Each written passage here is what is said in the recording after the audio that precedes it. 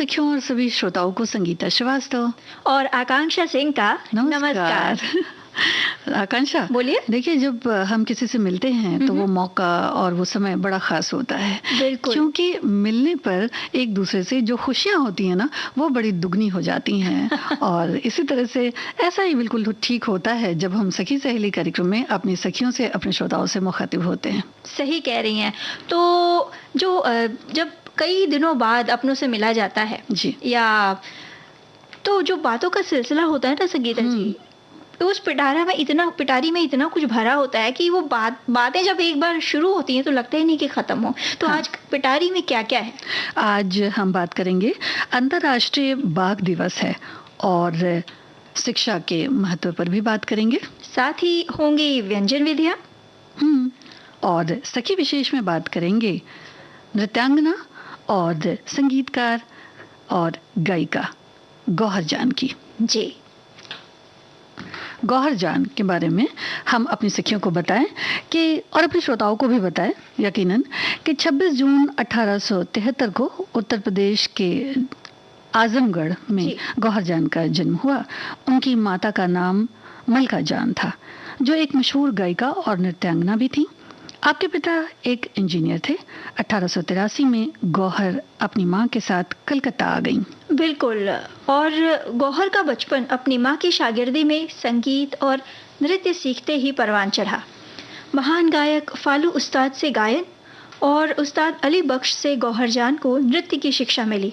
इनके अलावा उस्ताद वजीर खान, प्यारे साहब और महाराज बिंदादीन से भी आपने शिक्षा ग्रहण की। गौहर अपने फन में माहिर थीं। उन्होंने एक तरफ जहां उर्दू संगीत की शिक्षा ली, वहीं दूसरी तरफ ध्रुपद और धमार से गायन भी सीखा। साथ ही साथ बंगाली कीर्तन सीखा और उनके गुरु थे चरणदास।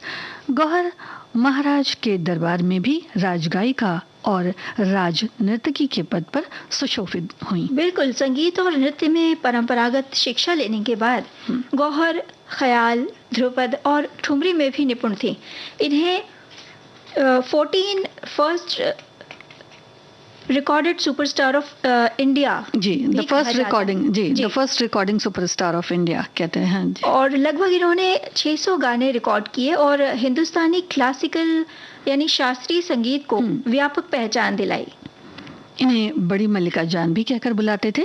कई भाषाओं में इन्होंने गीत गाए। गौहर जान को 78 आरपीएम रिकॉर्ड पर पहली गायिका, रिकॉर्डिस्ट के तौर पर शोहरत हासिल है, इसलिए इन्हें द ग्रामोफोन गर्ल भी कहते हैं।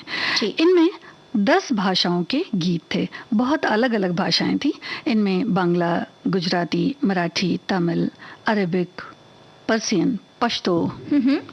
साथ ही साथ फ्रेंच और इंग्लिश भी शामिल हैं। आप भारतीय शास्त्रीय संगीत के अलावा ठुमरी, दादरा, कजरी, चैती, भजन और तराना जैसी गायन विधाओं में पारंगत थी। उनकी प्रसिद्ध गायकी यानी जो ठुमरी का राग भैरवी में गायन, मोरा नाहक लाए गवनवा, जब से गई मोरी सुदही नलीन ही। हाँ, ये बड़ी गीत था, ये बड़ा प्रसिद्ध हुआ था जी। और उन्होंने इसी तरह से और भी गाए थे। रस के भरे तोरे नैन, मेरे दर्द जिगर और राधे कृष्ण बोल मुख से, इस तरह के भजन भी उन्होंने गाए। गौहर जान बनारस के राज दरबार की संगीतज्ञ और शान भी थी।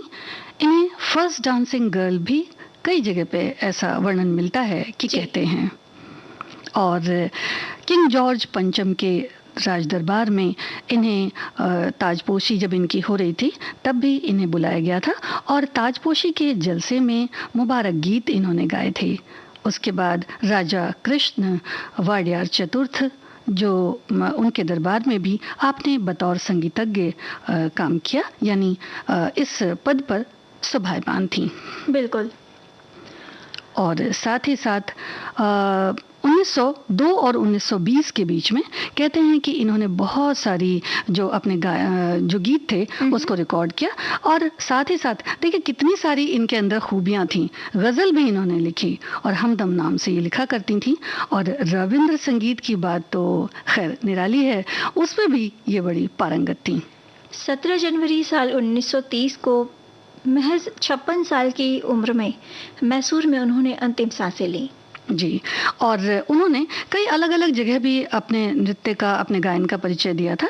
इसमें मद्रास का नाम भी आता है और बहुत सी ऐसी जगहों पे जहाँ ये गईं, वहाँ इन्होंने जो कॉन्सर्ट्स होते हैं वो भी इन्होंने किए, जिसमें गायकी का इन्होंने काफ़ी खूबसूरत, एक तरह से कह सकते हैं कि नमूना पेश किया। वैसे इनके नाम की अगर बात करें तो इनका पहले का नाम था एंजेलिना योवार्ड, इनका जन्म नाम था, जिन्हें हम बाद में गौहर जान के तौर पर जानते हैं। जी। और अब सुन लेते हैं एक गीत।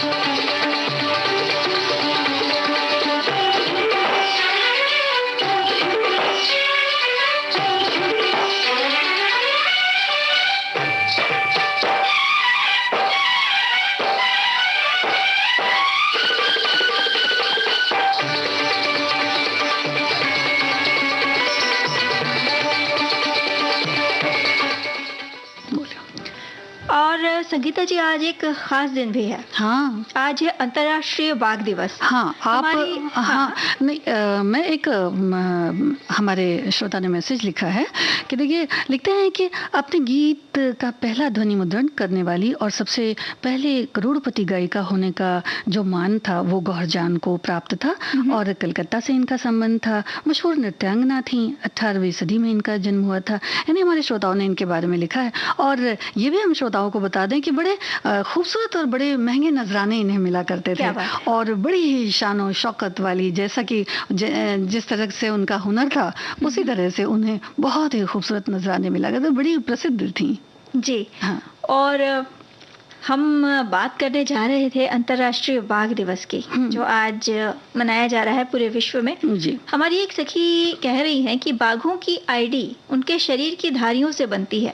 हर बाघ के शरीर पर बनी काली धारियां बिल्कुल अलग अलग होती हैं। इन धारियों की वजह से बाघों के शरीर पर अलग अलग आकृति अंकित हो जाती है। बाघ का फोटो लेकर धारियों से बनने वाली आकृति ही बाघ की आईडी होती है। बहुत अच्छी जानकारी इन्होंने दी है। तो यानी जब बाघों की गणना होती है तो ये जो उनकी धारियां होती हैं यही उनकी अलग पहचान बनाती हैं। हाँ, तभी तो इनको हम अलग अलग कहते हैं कि अलग अलग तरह से कैटेगरी में हम लोग इनको बांटते हैं और इसी हिसाब से फिर इनका परिचय भी होता है। तो वैसे अगर देखा जाए तो विश्व में आज बाघ दिवस के रूप में मनाते हैं और कुछ इसका मतलब भी यही है कि हम इन सब के प्रति जागृत हों और एक जन जागरण की भावना जगे। और 2010 में रूस के सेंट पीटर्सबर्ग में हुए सम्मेलन में ये निश्चित किया गया था और उसके बाद से ही ये दिन मनाया जाता है, क्योंकि बाघों की जो संख्या थी वो लगातार घटती जा रही थी और जिस पर एक विराम लगाना था, तो इसी वजह से इस दिन को हम मनाते हैं। बिल्कुल, विश्व में बाघों की संख्या को अगर देखें तो इनकी कुल संख्या के आधे से ज्यादा बाघ सिर्फ भारत में पाए जाते हैं। इस वजह से हमारे देश में भारतीय वन्यजीव संरक्षण अधिनियम लाया गया। जी, रॉयल बंगाल टाइगर भारत में दुर्लभ प्रजाति है, जिसके संरक्षण के उद्देश्य से 1973 में प्रोजेक्ट टाइगर लॉन्च किया गया और इस समय भारत में लगभग अब भी कह सकते हैं कि 48 से ज़्यादा बाघों के जो उद्यान हैं, उनसे भी ज़्यादा बाघों के उद्यान हैं वो बनाए गए हैं और अलग अलग तरह की जो सुविधाएं हैं वो यहाँ मुहैया होती हैं जो बाघ होते हैं उनकी प्रजातियों को, और टास्क फोर्स भी बनाई गई है आकांक्षा इनके संरक्षण के लिए। रणथंभौर राष्ट्रीय उद्यान बहुत ही खूबसूरत है और राजसी बाघ हमारे देश की राष्ट्रीय पशु भी हैं। बिल्कुल, और राष्ट्रीय पशु होने के साथ साथ बेहद फुर्तीला, ताकतवर यानी अपार शक्ति का द्योतक भी है बाघ। साथ ही मोटी पीली लोम चर्म का कोट लिए जिस पर सुंदर धारियां होती है जो इसकी सुंदरता को और बढ़ाती हैं। बाघ देश के राष्ट्रीय प्रतीक चिन्ह में भी शोभायमान है और अन्य जीवों की अपेक्षा बाघों में देखने और सुनने की जो शक्ति होती है वो ज़्यादा होती है, जो कभी कभी बब्बर शेर से ज़्यादा खतरनाक भी होते हैं। और बाघों के विषय पर और इनके जो प्रोजेक्ट टाइगर्स होते हैं इन पर और भी बात करेंगे। एक छोटा सा ब्रेक ले लेते हैं। बस अभी आए। हाँ।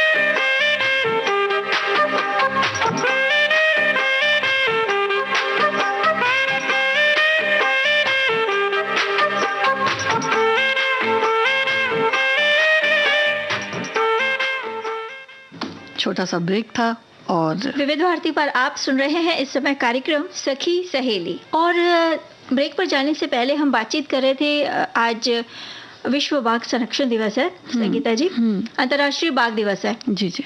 तो बाघों की 6 मुख्य प्रजातियां हैं, इनमें साइबेरियन बाघ, साथ ही साथ बंगाल टाइगर या पैंथोरा टिग्रिस के नाम से भी जिसे जाना जाता है, और इंडो चाइनीज बाघ, मलायन बाघ, सुमात्रा बाघ और साउथ चाइना बाघ इन प्रजातियों में शामिल है। और ये ज़्यादातर भारत, बांग्लादेश, नेपाल, भूटान, म्यांमार और दक्षिण तिब्बत में पाए जाते हैं। जी, मलय प्रायद्वीप, उत्तर कोरिया, उत्तर पूर्वी चीन और कुछ प्रजातियां रूस के सुदूर पूर्व में भी पाई जाती हैं। हाँ, क्योंकि अलग-अलग जगहों पर अलग-अलग सा जो पर्यावरण होता है वो उनके हिसाब से है, तो इन जगहों पर ये प्रजातियां पाई जाती हैं। बाघ जंगल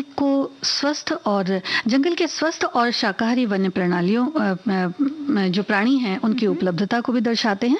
और जंगल अच्छा है अगर, तो वहाँ बाघ भी होंगे। तो इससे ये भी पता चलता है कि जो जंगल हैं या जो वन्य जीव हैं वो वहाँ पर हैं। शुष्क खुले जंगल, नम सदाबहार वन और मैंग्रोव फॉरेस्ट जिन्हें कहते हैं, या दलदल के अंदर जो जंगल होते हैं वो इनके एक क्षेत्र हैं। नागार्जुन सागर और शेषैलम जो आंध्र प्रदेश में है, जी, नामदाफा अरुणाचल प्रदेश, और यहीं पर जो कमलंग टाइगर रिजर्व है वो भी बहुत प्रसिद्ध है। बाघ धीरज और बुद्धि का भी प्रतीक माने जाते हैं। गुरु घासीराम राष्ट्रीय उद्यान, इसके अलावा और कई जगह भी राष्ट्रीय उद्यान हैं। अगर कुछ की बात करें तो मानस, रणथंभौर, पलामू, सुंदरबन, दुधवा, बांधवगढ़, पन्ना, काजीरंगा, मुदमलाई और सहाद्री का जो इलाका है वहाँ भी, पीलीभीत में भी पाए जाते हैं जी, और औरंग इत्यादि इन सब जगहों में भी। और मशहूर जो जगहें हैं, ये सारी जगहें, इनमें से बहुत सारी जगहें जो हैं वो मशहूर हैं टाइगर रिजर्व को लेकर के। तो ये ज़्यादातर पाए जाते हैं जो पर्णपाती तरह के जंगल होते हैं वहाँ, क्योंकि यहाँ जो वृक्ष होते हैं, जो पशु होते हैं, वो जो वातावरण होता है वो बाघों के लिए अच्छा है और अनुकूल होता है उनके। तो अन्नामलाई बाघ अभयारण्य जो तमिलनाडु में स्थित है, एक ये भी अच्छी जगह है बाघों के निरीक्षण के लिए। और पर्यावरण के प्रति हमारी जो जिम्मेदारी है, हमारी जो भोजन श्रृंखला होती है ना संगीता जी, उसमें हर पशु, हर पक्षी, हर प्राणी अपनी एक अलग उपयोगिता रखता है। तो बाघ भी हमारी भोजन श्रृंखला जो है उसका एक महत्वपूर्ण हिस्सा है। हमारी भी कई जिम्मेदारियां बनती हैं अपने इन वन्य जीवों के प्रति, जैसे प्रोजेक्ट टाइगर कहें या टाइगर रिजर्व, और बाघ के प्रति मतलब टाइगर्स को बचाने के लिए, बाघों को बचाने के लिए जो आम जनजीवन में आम लोगों में जो जागरूकता फैलाई जा रही है, उससे लोग कुछ हद तक जागरूक तो हुए हैं। कई बार हमें सुनने में आता है कि फला इलाके में कोई बाघ देखा गया या उसने किसी मनुष्य पर हमला कर दिया। तो ये इसीलिए हो रहा है कि वो हमारे इलाके में नहीं, हम उनके इलाके में अतिक्रमण करते जा रहे हैं। जी बिल्कुल, क्योंकि जंगल कटते चले जा रहे हैं तो वो भी कहाँ रहेंगे, ये भी एक सोचने की बात है। तो अच्छा, एक चीज़ और होती है कि जो बच्चे हैं, जो बाघों को लेकर खास कर उनके अंदर जो जागरूकता है वो भी बढ़ानी बहुत ज़रूरी है। कई बार हम लोग बच्चों को लेकर चिड़ियाघर की सैर पर जाते हैं, लेकिन वहाँ घूमने के दौरान देखा जाता है कि अगर हम ख्याल न रखें बच्चों का, तो वो भी इधर उधर से कहीं ना कहीं से जो बाघ होते हैं या जो वहाँ रखे हुए पशु हैं, पंछी हैं, उन्हें छेड़ने की कोशिश करते हैं, या बड़े भी ऐसा करते हैं। तो ये भी ठीक नहीं है, क्योंकि देखिए बाड़े का जो परिसर होता है जहाँ बाघ रखे जाते हैं, उस जगह पे भी कई बार ऐसा देखा गया है कि वहाँ भी लोग चढ़ने की कोशिश करते हैं और वहाँ से जो बाघ होते हैं या जो शेर होते हैं उन्हें वो कुछ कुछ दिखाते हैं जिससे कि वो ऊपर चढ़ाते हैं। या फिर ये भी हो सकता है कि बाड़े के क्षेत्र में अगर आप ऊपर चढ़ते हैं तो वहां से भी आप नीचे गिर सकते हैं। तो ये सारी बातें भी होती, बहुत सारे लोग कुछ ना कुछ खिलाने के उससे आगे बढ़ जाते हैं। तो ये सब भी बिल्कुल ठीक नहीं। ये सारी बातें मतलब अब तब की हैं कि जब हम चिड़ियाघर में या किसी अभयारण्य में जाते हैं वन्य जीवों को देखने, तो कुछ नियमों का पालन करना तो बेशक हमारे लिए बहुत ज़रूरी है, जैसा कि अभी आप बता रही हैं। और ख़ासकर जब जंगल में हम जाते हैं, अभयारण्यों में हम जाते हैं, तो जंगल के अपने कुछ नियम कानून होते हैं। तो जब हम उन्हें देखने जा रहे हैं वन्य जीवों को, तो उन नियमों का पालन करना मनुष्यों के लिए, यानी हम मनुष्यों के लिए बेहद ज़रूरी है। जैसे हम उनके इलाके में जा रहे हैं तो उन्हें कहते हैं ना, उन्हें न छेड़ते हुए, उन्हें नुकसान न पहुँचाते हुए अगर हम निरीक्षण करें उनका, तो ये एक अच्छी पहल हो सकती है उनके साथ सामंजस्य या तालमेल बिठाने की। जी बिल्कुल। और अब एक गीत सुन लेते हैं आकांक्षा।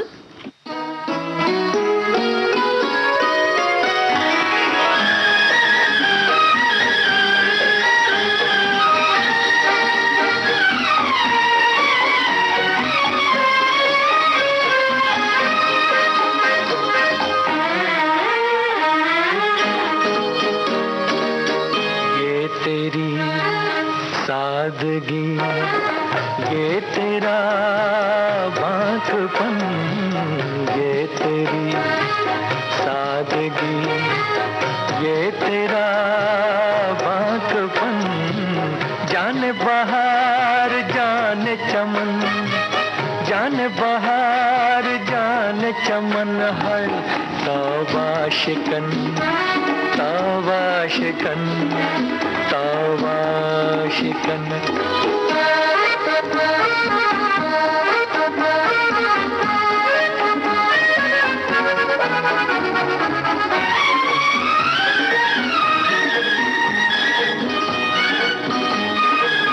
चाल में शोखिया या नशीली बिजलियां, चाल में शोखिया या नशीली बिजलियां, हर तरफ ये शोर है गिर पड़ेगा आसमां, पर तेरी खामोशी अल्लमा अल्लमा, ये तेरी सादगी ये तेरा बांझपन, जाने बहार जाने चमन है तौबा शिकन, तौबा शिकन, तौबा शिकन।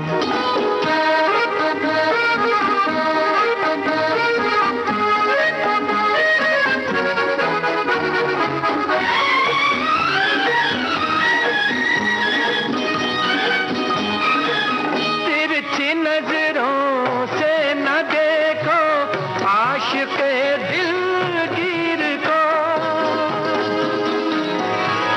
तिरछी नजरों से न देखो आशिक़े दिलगीर को, कैसे तीरंदाज हो सीधा तो कर लो तीर को, ये गया दिल मेरा अलविदा अलविदा, ये तेरी सादगी ये तेरा बांझपन, ये तेरी सादगी ये तेरा बांझपन, जाने बहार जाने चमन, जाने बहार जाने चमन है तौबा शिकन, तौबा शिकन, तौबा शिकन।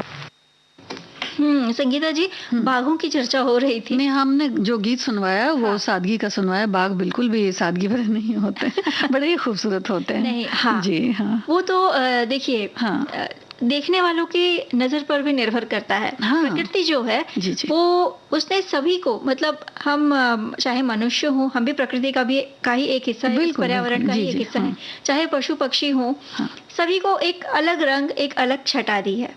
तो ये देखने वालों पर निर्भर करता है कि वो उस दी हुई छटा का, दिए हुए रंग का कितना आनंद लेते हैं। और फिर हम चूंकि मनुष्य हैं तो हमारी जिम्मेदारियां भी ज्यादा हैं। बिल्कुल, इस छटा को बरकरार रखना। हाँ, और हमारी एक सखी लिख रही हैं कि बाघ भारत का राष्ट्रीय पशु है, लेकिन बाघों की संख्या दिन प्रतिदिन कम होती जा रही है। वर्तमान समय में दुनिया भर में लगभग 1 लाख बाघ जीवित हैं, जिनकी संख्या में लगातार कमी होती जा रही है। इस कमी को देखते हुए दुनिया भर में बाघों की विलुप्ति का अनुमान लगाया जाना शुरू हो गया है, जिसका कारण भी हम इंसानों को माना गया है। पर्यावरण अस्थिरता को रोकने के लिए बाघों का उचित संरक्षण आवश्यक है। यद्यपि वैश्विक रूप से बाघों के संरक्षण हेतु प्रयास किए जा रहे हैं और हम इंसानों को भी भविष्य में अपने जीवन के साथ साथ अन्य वन्य प्राणियों के जीवन के प्रति भी सजग रहना होगा। इससे हमारी प्रकृति के प्रति नैतिक जिम्मेदारियों को पूर्ण करने का मार्ग प्रशस्त होगा। कितनी अच्छी बात इन्होंने लिखी है। देखिए, हमारे बहुत सारे श्रोताओं ने लिखा और हमारे एक श्रोता ने और लिखा है कि जो मध्य प्रदेश की राजधानी भोपाल के आसपास 40 बाघ हैं। इतने बाघ देश के किसी भी शहरी इलाके में नहीं हैं। और ये भी लिखा है कि पिछले 15 सालों में से एक भी जनहानि बाघ से नहीं हुई। ये इंसानों के फ्रेंड जैसे हो गए हैं, ऐसा ये लिखते हैं। तो ऐसा तो होता है कि जब हम देखिए, जब हम पशु पक्षी विषयों को समझेंगे, और या तो बहुत सारे लोग ऐसे होते हैं जो बड़े ही पेट्स रखने के या जानवरों से बड़ा प्यार करते हैं, तो आप ये देखिए कि वो भी उतना ही प्यार करते हैं, उनके प्यार में कोई कमी नहीं आती है। लेकिन हाँ, ये थोड़ा सा डर बना रहता है, तो सावधानी की जरूरत है, लेकिन लाड प्यार तो उन्हें भी चाहिए। संगीता जी, ऐसा है कि कोई भी वन्य जीव तब तक हमला नहीं करता हाँ जब तक उसे खतरे का आभास नहीं हो। जी बिल्कुल। तो अपने आप को बचाव के लिए ही वो कदम बढ़ाता है। तो अगर वो प्राणी तारतम्य बिठाकर साथ चलने की, कहते हैं ना, एक कोशिश कर रहा है, तो हम मनुष्यों को भी चाहिए कि पर्यावरण के साथ, खासकर जो पशु पक्षी हैं, जो वन्य जीव हैं, उनके साथ एक सामंजस्य बिठाते हुए, कहते हैं ना, एक साथ में उनको साथ लेकर ही आगे बढ़ने का एक मार्ग खोजना बेहद ज़रूरी है। जी, और आप बिल्कुल से कई जगह पे ऐसा देखा जाता है कि देखिए, बाघ तो बाघ हैं, कई जगह पे जहाँ पर जंगल बहुत अच्छे होते हैं वहाँ कभी दिखाई भी दे जाते हैं, जो सुनसान रास्ते होते हैं वहाँ, या कई बार ऐसा भी देखा जाता है कि लोग उन्हें देख करके कई बार बड़े हिंसक हो जाते हैं, जबकि वो बेचारे सोचते हैं कि भाई कहाँ छुपा जाए, कहाँ से जगह निकाली जाए। इस मामले में हमारे जो श्रोता जिनका अभी कमेंट हमने पढ़ा, उन्होंने बड़ी अच्छी बात लिखी है कि जितने बाघ थे वहाँ पर बाघों की बिल्कुल हानि नहीं हुई है। तो हमें ये भी देखना चाहिए कि जो बाघ हैं या जो भी पशु हैं, खासकर आज हम बाघ की बात कर रहे हैं, तो हानि जहां तक हो सके बिल्कुल भी न हम किसी जीव के प्रति करें। बिल्कुल। जब हम अभयारण्यों की बात कर रहे थे, तो हमारी सखी कह रही है कि बिहार में चंपारण बेतिया में वाल्मीकि व्याघ्र अभयारण्य है। हाँ, तो बेतिया के बारे में हमने शायद जिक्र किया था, क्योंकि बहुत सारे नाम हमने बताए। तो बेतिया तो खैर बहुत ही प्रसिद्ध है इस जगह के लिए, तो अच्छी बात है, देखना चाहिए। और जितना अच्छा, एक चीज़ और है आकांक्षा, कि देखिए बच्चों को जब हम ड्राइंग बनाना सिखाते हैं, तो जब हम सिखाते हैं उन्हें ड्राइंग बनाना, झरने सिखाते हैं, पहाड़ सिखाते हैं, जो घर होते हैं वो बनाना सिखाते हैं, पंछी सुंदर सुंदर सिखाते हैं, फूल बनाना सिखाते हैं, लेकिन थोड़ा धीरे धीरे से अगर बाग भी बनाना ज़्यादा सिखाएं तो कैसा रहे? हाँ, बिल्कुल सही रहेगा, क्योंकि कहीं ना कहीं किसी न किसी रूप में, भले ही वो आप किताबों के माध्यम से बच्चों को जानकारी दे रहे हैं या उससे चित्रकारी करवा के जागरूकता फैलाने की कोशिश कर रहे हैं, बच्चों को जो नई पीढ़ी है उनको पर्यावरण और पर्यावरण संरक्षण से जोड़ना बेहद जरूरी है। हाँ, और अब ले लेते हैं एक छोटा सा अंतराल, ब्रेक लेते हैं और तुरंत हाजिर होते हैं।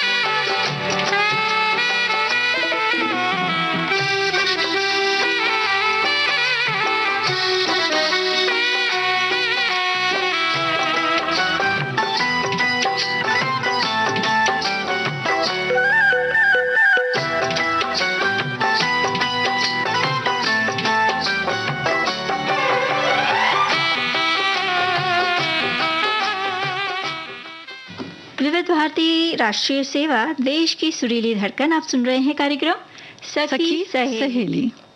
देखिए कितने सारे कमेंट्स आए हैं।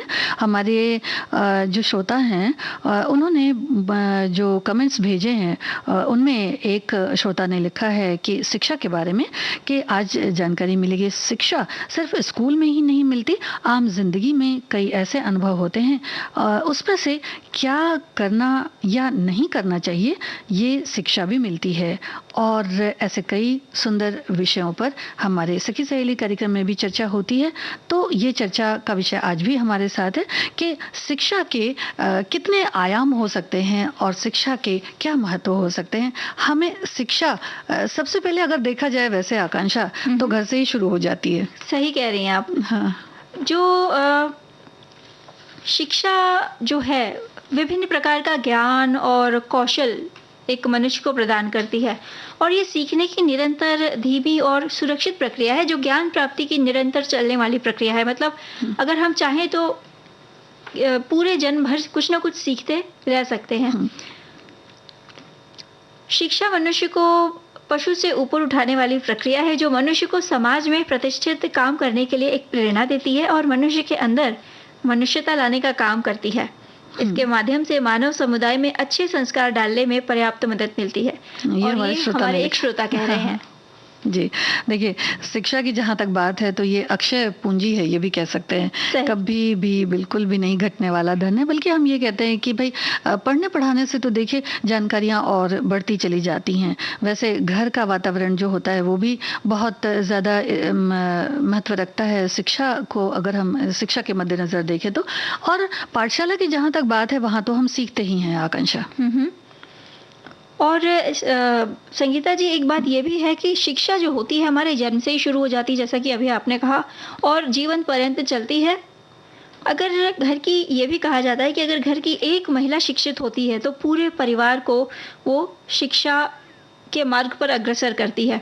अब लड़कियों को ही देख ले तो आजकल स्कूल की परीक्षा में देखा गया है कि जो परसेंटेज रहते हैं उसमें लड़कियां अधिकतर बाजी मारती हैं। हाँ, और अभी देखिए श्रोता कह रहे हैं। हाँ, और अभी भी जो रिजल्ट्स आए हैं उनमें भी आप देखिए कि लड़कियों ने बड़ा अच्छा किया है, यानी कि जो हमारी बेटियां हैं उन्होंने बहुत अच्छा किया है। इसमें और भी आगे बातचीत करेंगे। आकांक्षा, एक गीत सुन लेते हैं। बिल्कुल।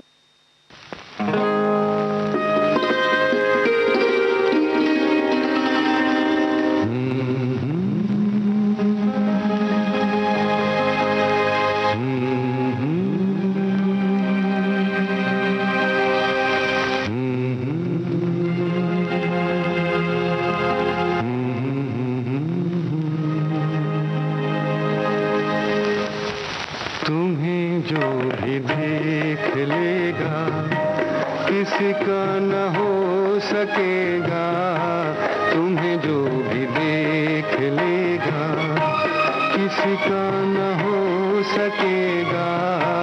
परी हो भला हो क्या हो तुम, तुम्हें जो भी देख लेगा किसका न हो सकेगा। परी हो भला हो क्या हो तुम, तुम्हें जो भी देख लेगा।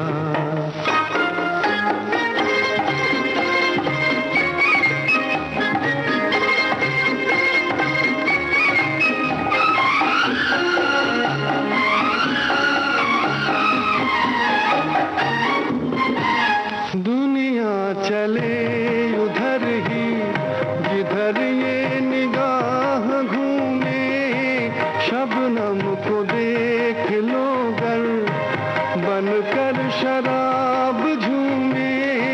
नशा ही नशा हो क्या हो तुम, तुम्हें जो भी देख लेगा किसका न हो सकेगा। परी हो भला हो क्या हो तुम, तुम्हें जो भी देख लेगा।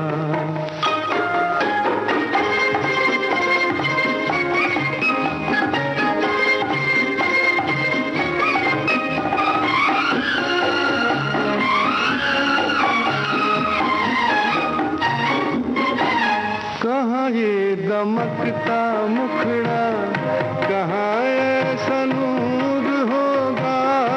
जिसने बनाया तुमको उसे भी गुरूर होगा। खुदा की अदा हो क्या हो तुम,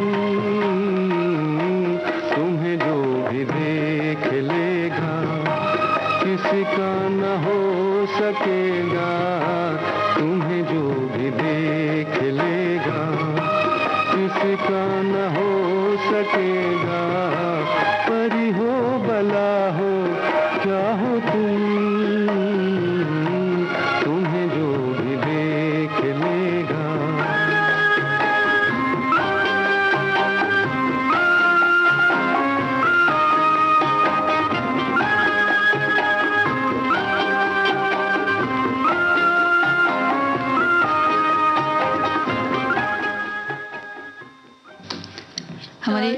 हाँ, शिक्षा के महत्व की बात कर रहे हैं हम संगीता जी। हाँ। और हमारे जो श्रोता हैं, जो सखियां हैं, अलग अलग विचार उन्होंने प्रकट किए हैं हमारे फेसबुक पेज पे। जी। एक सुंदर अभिव्यक्ति है जिसे हम सबके साथ साझा करेंगे।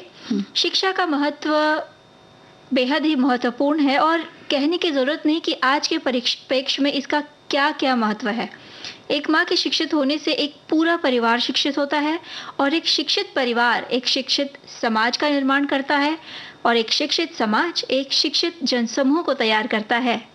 एक शिक्षित जनसमूह एक शिक्षित राष्ट्र तैयार करता है और राष्ट्र की बड़ी जिम्मेदारी होती है। बिल्कुल। आज से 50 साल पहले जिस समाज को मैंने देखा, उनमें आज बहुत बदलाव आया। हर वर्ग के लोगों ने शिक्षा के महत्व को समझा और शिक्षा की तरफ उनकी जागरूकता और रुझान बढ़ा। इसमें आपका हमारा जो भी योगदान रहा, बहुत सारी शिक्षण संस्थान, सरकारी, अर्ध सरकारी, कई कम्युनिटीज़ ने भी बहुत ध्यान दिया। ये कहते हुए बेहद खुशी होती है कि जिनके लिए शिक्षा का कोई मायने नहीं था, आज वे भी अपने बच्चों को पढ़ाने के लिए जी जान से जुटे हुए हैं। जी, क्योंकि शिक्षा से देखिए ये तो पहला ही कह सकते हैं कि और सारे बच्चे भी इसमें शुरू से ही कहते हैं कि बड़ी ही अपनी रुचि दिखाते हैं। देखिए अगर बड़े भाई हैं घर में और या बड़ी बहन है घर में, स्कूल जा रही है और छोटे वाले को जाना नहीं है अभी, लेकिन फिर भी वो कॉपी किताब और जो उनकी पेंसिल रहती हैं वो उन्हें खींचते हैं, उसको देखते हैं कि इसमें क्या लिखा हुआ है। तो बड़ी उत्सुकता रहती है सभी के अंदर। एक हमारी और श्रोता लिखती हैं, शिक्षा मनुष्य के भीतर अच्छे विचारों का निर्माण करती है, मनुष्य के जीवन का मार्ग प्रशस्त करती है, इंसानों में सोचने की शक्ति होती है, इसलिए वो भी प्राणियों में श्रेष्ठ है।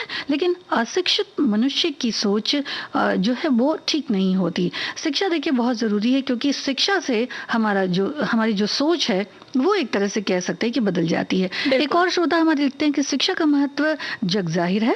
शिक्षा से हमें दीक्षा मिलती है, शिक्षा से हमें रोजगार मिलता है, हम एक अच्छे नागरिक बनते हैं, समाज में ऊंचा नाम होता है। और एक ऐसा मंत्र है ये, जिसे पढ़ लिया जाए अगर, तो अपने जीवन में अगर ढाल लिया जाए इस मंत्र को, तो संपूर्ण जीवन में इसे समाहित कर लिया जा सकता है और स्वयं के लिए, परिवार के लिए, समाज के लिए, देश के लिए एक उदाहरण बन सकते हैं। हम एक प्रेरणादायी व्यक्ति भी बन सकते हैं जिनमें शिक्षा है। ऐसे में शिक्षित होना अत्यंत आवश्यक है ताकि हम सब उन पड़ाव को हासिल कर सकें जो जिंदगी रूपी के मील के जो पत्थर हैं, उन्हें मतलब जिंदगी में जो भी पत्थर हैं, जो भी हडल्स कह सकते हैं, जो भी परेशानियां हैं, दुश्वारियां हैं, उनको हल करने में मदद मिलती है। संगीता जी कहते हैं कि जब एक व्यक्ति प्रगति करता है तो उसके साथ साथ वो अकेला प्रगति नहीं करता, उसका परिवार प्रगति करता है, समाज प्रगति करता है और साथ ही साथ प्रगति करता है राष्ट्र।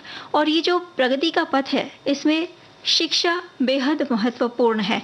जैसा कि हमारे श्रोता कह रहे हैं कि शिक्षा सिर्फ स्कूल में ही नहीं मिलती, आम जिंदगी में भी कई ऐसे अनुभव होते हैं। उसी में क्या करना है या क्या करना चाहिए, क्या नहीं करना चाहिए, ये समझ में आता है और ये भी शिक्षा का ही एक रूप है। जी, तो इन्होंने भी बड़ी अच्छी बात लिखी है, तो इनका भी धन्यवाद करते हैं। देखिए शिक्षा की जहाँ तक बात है, तो जब हम स्कूल जाते हैं तो बहुत सारे बच्चे मिलते हैं वहाँ, तो एक कह सकते हैं कि एक जो एकता होती है या जो अखंडता होती है, क्योंकि कोई भी देखिए अगर काम दिया जाता है, कई बार कुछ ऐसी चीज़ें दी जाती हैं, करिकुलर एक्टिविटीज़ दी जाती है कि भाई आपको साथ में मिलकर करना है, तो उससे भी एक भाव और एक एकता का जो एक भाव है, अखंडता की जो बात है, वो देखने को मिलती है कि सभी साथ में आते हैं और सब साथ में। कुछ एक चीजें ऐसी होती हैं जो साथ में कहा जाता है कि भाई आप ग्रुप बनाकर इसको करेंगे, तो उसमें भी कुछ तो कुछ हम वहां भी कहीं ना कहीं बहुत कुछ सीखते हैं। अगर बेटियों की बात करें तो बेटियों को भी शिक्षित करना बहुत ज़रूरी है, क्योंकि जैसा कि हमारे श्रोताओं ने लिखा है, जैसा कि आपने भी बताया कि बेटियों पर भी बड़ा दारोमदार होता है, आगे जाकर उनका परिवार है, उन्हें बच्चों को, अगर वो घर में शिक्षित हैं तो अपने बच्चों को पढ़ा सकती हैं और इस तरह से खुद भी पढ़ते पढ़ाते बहुत सारी चीज़ें सीख भी सकती हैं, आगे भी आ सकती हैं और व्यक्तिगत एक तरह से कहते हैं कि जो अपना व्यक्तित्व है वो भी बड़ा निखर सा जाता है, उसमें भी बड़ा निखार आता है। बिल्कुल, लेकिन हमें ये देखना है कि जो शिक्षा हम ग्रहण कर रहे हैं उसका इस्तेमाल सही ढंग से हो, सही जगह पे हो। कभी कभी मिली हुई शिक्षा का या दी हुई शिक्षा का जब गलत इस्तेमाल होता है तो कहीं ना कहीं समाज के लिए, देश के हित में नहीं होता वो। तो एक अगर व्यवसायिक प्रशिक्षण है, कौशल विकास है या नई शिक्षा तकनीक है कोई, उस पर ध्यान देना भी बेहद ज़रूरी है। हाँ। संगीता जी, कहीं ना कहीं एक शिक्षित व्यक्ति आत्मनिर्भर बनता है और तब जो समाज है उसका बहुमुखी विकास होता है। जी बिल्कुल। प्रतिष्ठा, अच्छे विचार, मनुष्यता, मानव समुदाय के प्रति जागरूकता, साथ ही साथ नैतिकता और स्वयं में शिष्टाचार, जी जी, ये सब एक व्यक्तित्व में धीरे धीरे आने लगता है। जी, क्योंकि शिक्षा से ही देखिए मार्गदर्शन मिलता है। और जहाँ तक हमारे यहाँ देश में शिक्षा की बात है तो बहुत तरह के जो बच्चे हैं उनको किताबें हैं या स्कॉलरशिप्स के भी एग्ज़ाम होते हैं, तो फीस वगैरह की जो दिक्कत है वो वहाँ से भी उसका समाधान होता है। और जो प्राथमिक शिक्षा है, माध्यमिक शिक्षा है, उच्च शिक्षा है, इसके धीरे धीरे जो व्यक्ति है वो अपने सपने बच्चे अपने साकार कर सकते हैं। और शिक्षा ही एक इस तरह का माध्यम है जिससे हमारी जो भी मंशा होती है, यानी कि हम आगे क्या बनना चाहते हैं, डॉक्टर बनना चाहते हैं, इंजीनियर बनना चाहते हैं, क्या बनना चाहते हैं, या फिर किसी और क्षेत्र में जाना चाहते हैं, तो या तो फिर आपका कौशल भी है, वो भी शिक्षा का एक पड़ाव ही है। तो ये सारी चीजें कुल मिलाकर हम सभी को आगे लिए जाती हैं। बिल्कुल, शिक्षा मनुष्य के भीतर अच्छे विचारों का निर्माण करती है और मनुष्य के जीवन का मार्ग प्रशस्त करती है। इंसानों में सोचने की शक्ति होती है, इसलिए वो सभी प्राणियों में श्रेष्ठ हैं। लेकिन अशिक्षित मनुष्य की सोच जो होती है वो पशु के समान होती है, ऐसा हमारी एक श्रोता लिख रही हैं। और अब गीत सुन लें। हाँ।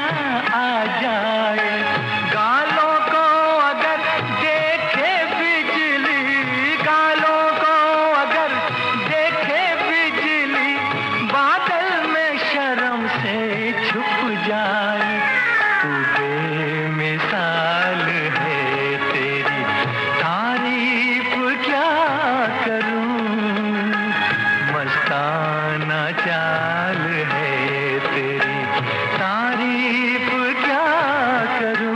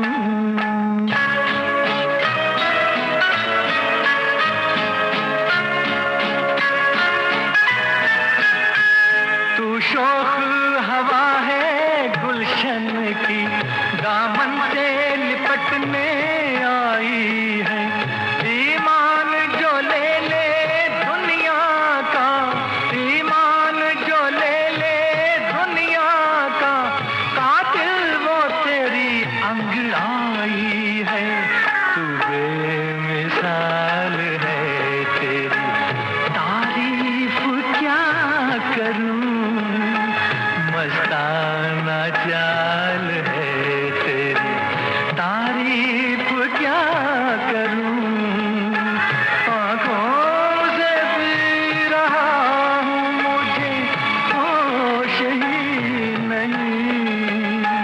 तू बेमिसाल है, तेरी तारीफ क्या करूं।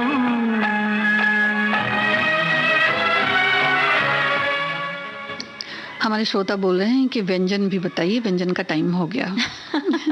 और हमारे एक श्रोता ने लिखा है कि मुझे मोमोज बहुत अच्छा लगता है, तो मोमोज बनाना भी बताइएगा। हाँ, तो ये हमने नोट कर लिया है। हाँ। किसी दिन अगली बार मोमोज की रेसिपी भी इनके लिए लेकर आएंगे। हाँ। लेकिन फिलहाल वादा। आज हाँ आज हम क्या बना रहे हैं संगीता जी? आज तो कुछ देखिए, सावन का समय चल रहा है, तो कुछ तो हम बताएंगे जो व्रत में बनाए जाते हैं। लेकिन पहले बता देते हैं सूजी वेज रोल्स। और निश्चित ही ये तो व्रत का नहीं है, व्रत का भी ये कुछ व्रत हम का नहीं बताएंगे। है, लेकिन जब खासकर बारिशों के दिन जब होते हैं, हाँ। तब कुछ चटपटा खाने का मन करता है। ये सोमवार को छोड़ के बाकी दिन खा सकते हैं। तो आज नहीं है सोमवार। ये सटीक है उन दिनों के लिए। हाँ। बताइए जी, तो 1 कप बारीक सूजी लेनी है, आधी कप दही। अच्छा, एक बात ये भी है कि जब हम इसमें मिलाते हैं दही सूजी में, तो ये भी आप देख लें कि कितना आपको मिलाना है। ये नहीं कि कई बार ये होता है कि दही बहुत गाढ़ा भी होता है, कई बार उसमें थोड़ा पानी भी होता है, तो उस हिसाब से वो कम ज़्यादा किया जा सकता है। और मतलब 1 कप बारीक सूजी, आधा कप दही, नमक अंदाज से, फिर 1/4 चम्मच बेकिंग सोडा, और सभी को मिलाकर आपको गूंथ लेना है आटा इसका। 10 मिनट तक के लिए इसको रख दें सेट होने के लिए। उसके बाद थोड़ा सा हाथ में तेल लगा करके इसको आपको फिर से इसको चिकना कर लेना है, गूंथ लेना है, और 2 भागों में आप इसको बड़ी लोई बनाकर बना लें। और इसकी स्टफिंग्स जो यानी कि भरावन जो है, उसके लिए आधा कप कटी शिमला मिर्च। अच्छा, इसमें जो भी सब्जियां हैं वो आप अपने हिसाब से अपने मन से डाल सकते हैं जी। लेकिन उन्हें पतला यानी डालें आप काट करके।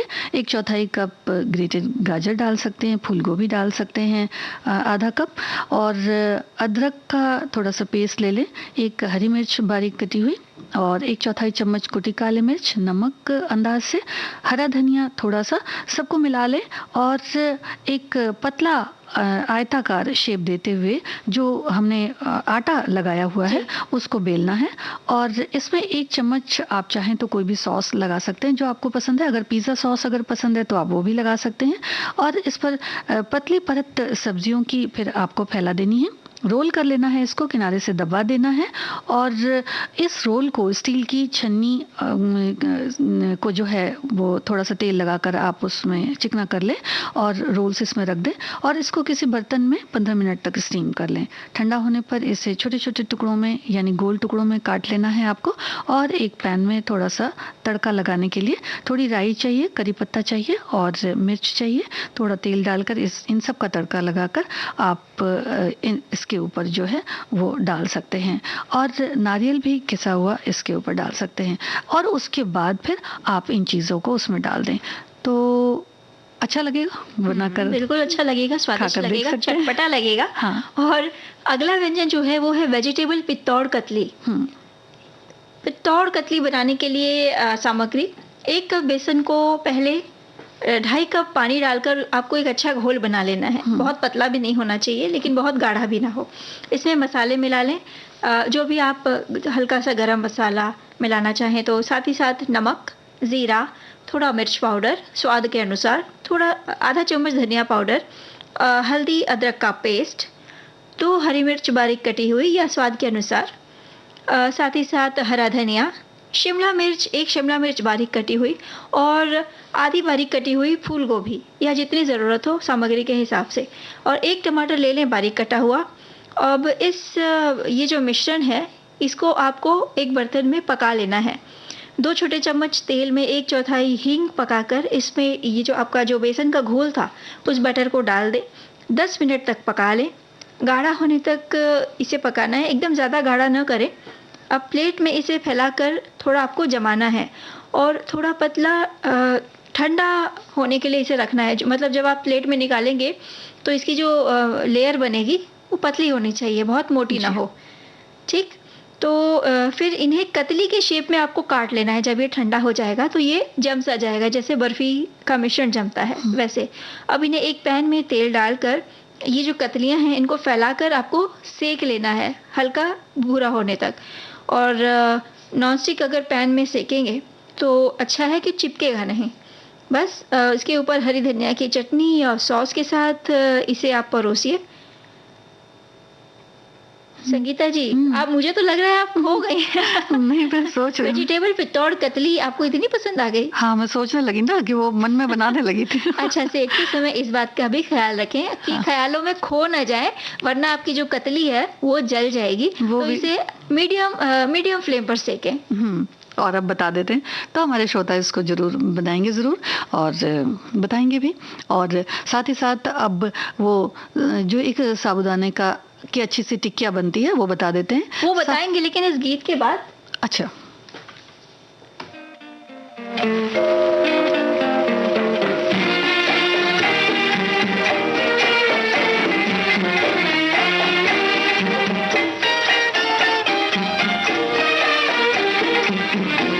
साज दिल छेड़ दे, साज दिल छेड़ दे, क्या हंसी रात है, क्या हंसी रात है।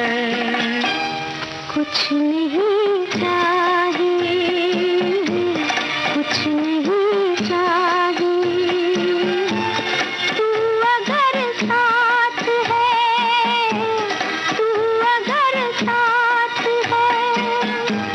साज दिल छेड़ दे।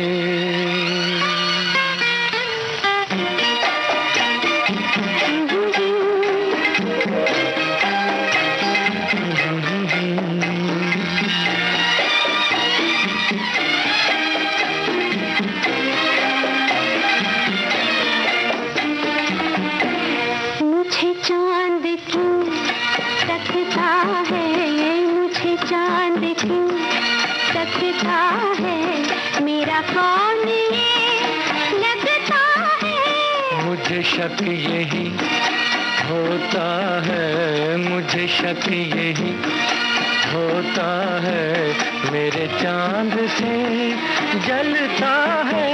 हमें इसकी क्या परवाह है, हमें इसकी क्या परवाह है। साज दिल छेड़ दे, साज दिल छेड़ दे।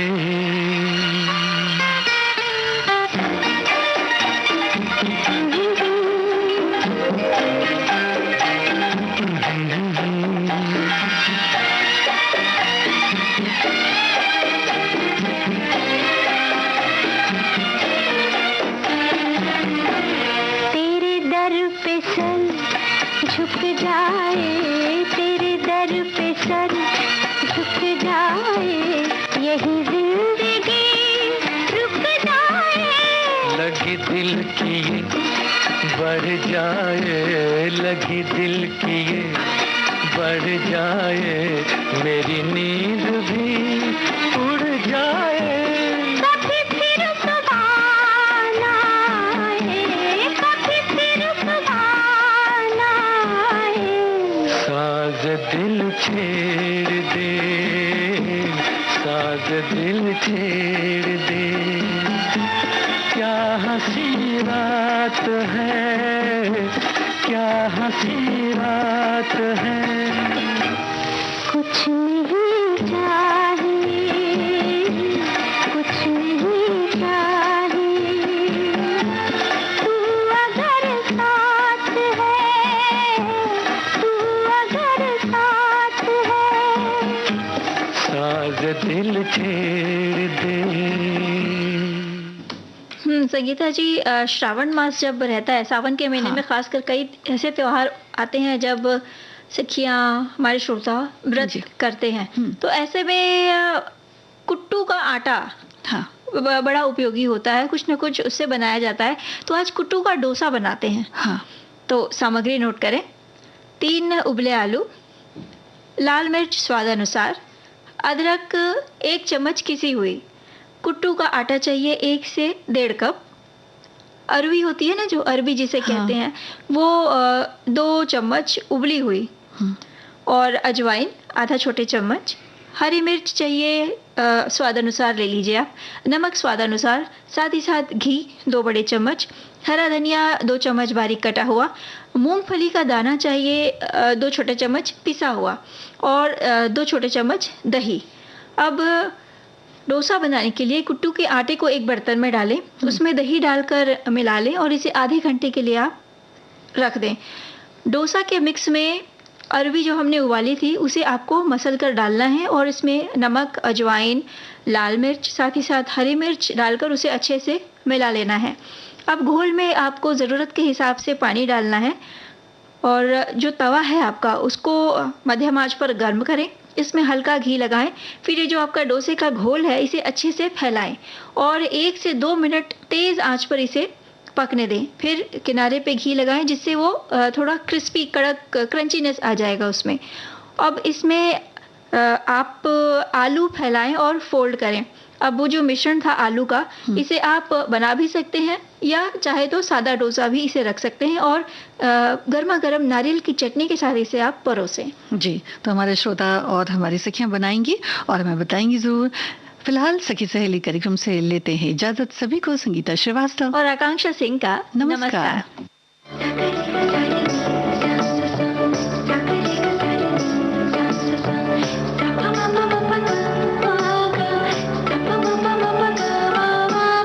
सखी सहेली।